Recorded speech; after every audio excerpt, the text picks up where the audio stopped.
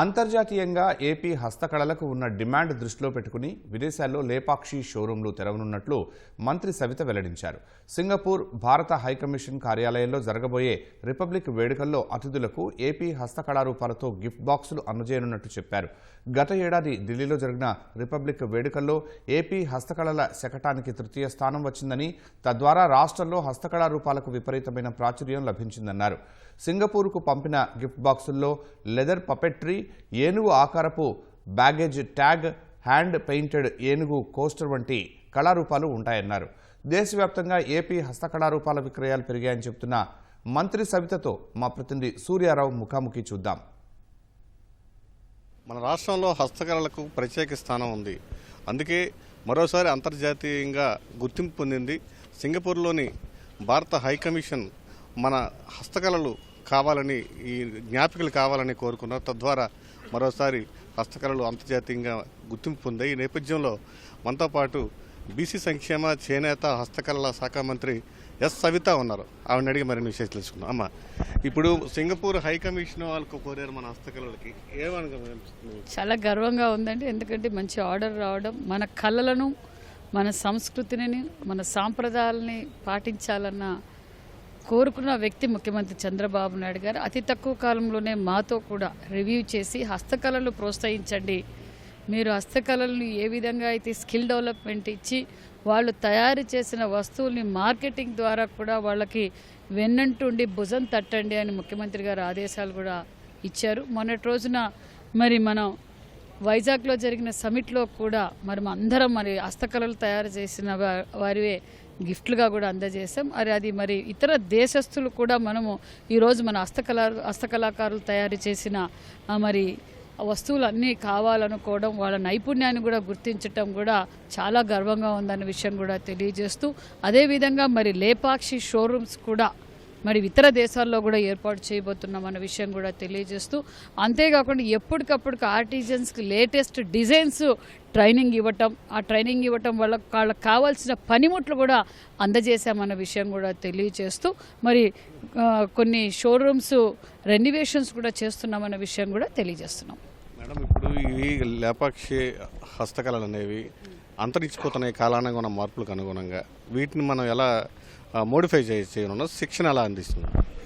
శిక్షణ ఇప్పుడు latest machines ఏ విధంగా కావాలి, వాళ్ళకు రిక్వైర్మెంట్ ఏదంటే వాళ్ళు తయారు చేసినది మనం ఏ విధంగా అయితే మనం మార్కెటింగ్ చేయగలం అన్న విషయాన్ని కూడా ఎప్పటికప్పుడు తెలియజేస్తూ, మొన్న అవార్డు గ్రహీతలు కూడా ఉన్నారు. నిజంగా మనకు వన్ డిస్ట్రిక్ట్ వన్ ప్రోడక్ట్ కింద కూడా మనకి ఎక్కువ అవార్డు రావడం, మన నేషనల్ అవార్డు కూడా రావడం మనం అందరూ చూసాం. వాళ్ళకు ప్రోత్సాహంగా మరి నిజంగానే చాలా గర్వంగా ఉంది. వాళ్ళకు యాక్చువల్గా ఈ అతి తక్కువ కాలంలోనే లేపాక్షి షోరూమ్స్లో సేల్స్ కూడా బాగా పెరిగింది. సేల్స్ పెరగడం ప్రజల్లో కూడా అవేర్నెస్ తీసుకొస్తున్నాం, ఎగ్జిబిషన్స్ ఏర్పాటు చేస్తున్నాం. ఎప్పటికప్పటికి ఎగ్జిబిషన్స్ ఏర్పాటు చేసి ఆర్టిజన్స్ అందరినీ ఒక వేదికగా తీసుకొచ్చి వాళ్ళకి ఏమైతే పనిముట్లు కావాలి, ముడి సరుకు ఏ విధంగా కావాలన్న విషయాన్ని కూడా మేము వాళ్ళకి కావాల్సిన సదుపాయాలు కూడా ఏర్పాటు చేస్తూ ఆన్లైన్లో కూడా వెబ్సైట్ ఓపెన్ చేశాం. ఆన్లైన్లో వెబ్సైట్ ఓపెన్ చేయడం వల్ల కూడా చాలామంది వ్యూస్ కూడా బాగా జరిగాయి. అది ఒక ఆర్టిజన్ తయారు చేయడానికి ఎన్ని రోజులు సమయం పడుతుంది, ఆ కుటుంబం ఏ విధంగా కష్టపడుతుంది, ఆ వస్తువుని తయారు చేయడానికి ఏ వుడ్ వాడారు అన్న విషయాలు మొత్తం అంతా దాంట్లో వెబ్సైట్లో పెట్టడం, మరి అది కూడా డిస్కౌంట్ల ద్వారా కూడా మనం ప్రజలకు అందజేయడం కూడా తెలియజేస్తున్నాం. మేడం, ఇప్పుడు కొండపల్లి ఏటికొప్పాక కలప కొరత ఎదురవుతుంది వుడ్, దీన్ని ఎలా మనం అధిగమిస్తాం? అది కూడా మాట్లాడామండి. ఫారెస్ట్ మినిస్టర్ గారు, డిప్యూటీ సీఎం గారితో కూడా చర్చించాము. మరి వాళ్ళకి కావాల్సిన తెల్ల పొన్న ఆ వుడ్ కావాలి, దాన్ని ఏ విధంగా అయితే మనం వుడ్ బ్యాంక్ పెట్టాలి అనేది కూడా ముఖ్యమంత్రి గారు ఆదేశించారు. ఆ పరిగణలోనే పరిశీలిస్తున్నాం. ఇప్పుడు వీళ్ళు హస్తకళలు తయారు చేస్తున్నారు కానీ మార్కెటింగ్ చేయడానికి ఇబ్బందులు ఎదురవుతున్నాయనే ఒక భావన ఉంది. దీన్ని ఎలా? మార్కెటింగ్ ఇబ్బంది లేకుండా చేయాలనే మరి ఇతర దేశస్తులు కూడా ఈరోజు మన దగ్గర ఆర్డర్ తీసుకుంటున్నారంటే దాన్ని విస్తృతంగా మేము మార్కెటింగ్ చేస్తున్నాం. విస్తృతంగా మరి ఏ ఆఫీస్లోకి వెళ్ళినా మరి ఎక్కడన్నా కానీ మరి అందరికీ మేము తెలియజేసేది ఒకటే, ఆర్టిజన్స్ని గౌరవించండి. మరి ఏదైనా ఎవరికైనా గిఫ్ట్ రూపంగా ఇవ్వాలన్నా కూడా మన హస్తకళాకారులు తయారు చేసిన వస్తువులు మనం అందజేయాలన్న విషయం కూడా తెలియజేస్తూ, మరి హస్తకళాకారులు ఏ విధంగా అభివృద్ధి చేయాలి, వాళ్ళకి కావాల్సిన లేటెస్ట్ ఎక్విప్మెంట్ ఏం కావాలి అన్న విషయాలు కూడా చర్చించాం. ఆదరణ 3లో ఇవన్నీ అమలుపరుస్తున్నాం అన్న విషయం కూడా తెలియజేస్తున్నాం. హస్తకళాకారులు చాలా పేదరికంలో ఉన్నారు, తీవ్ర ఆర్థిక ఇబ్బందుల్లో ఉన్నారు. ఆర్థికంగా ప్రభుత్వ పరంగా ఎలాంటి భరోసాను ఇవ్వబోతున్నారు?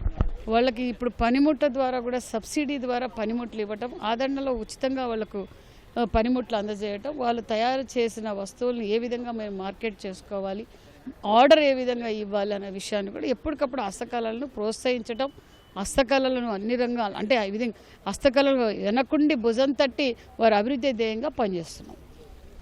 సవితమ్మ గారి అభిప్రాయం మొత్తం మీద హస్తకళలను ప్రోత్సహిస్తామని, కళాకారులను ఆర్థికంగా ఆదుకుంటామని, ఈ 10 కాలాల పాటు ప్రజల్ని ఉర్రు తొలగించేలా కృషి చేస్తామని చెప్తున్నారు. కెమెరామెన్ నాగేంద్రతో సూర్య, ఈటీ న్యూస్, విజయవాడ.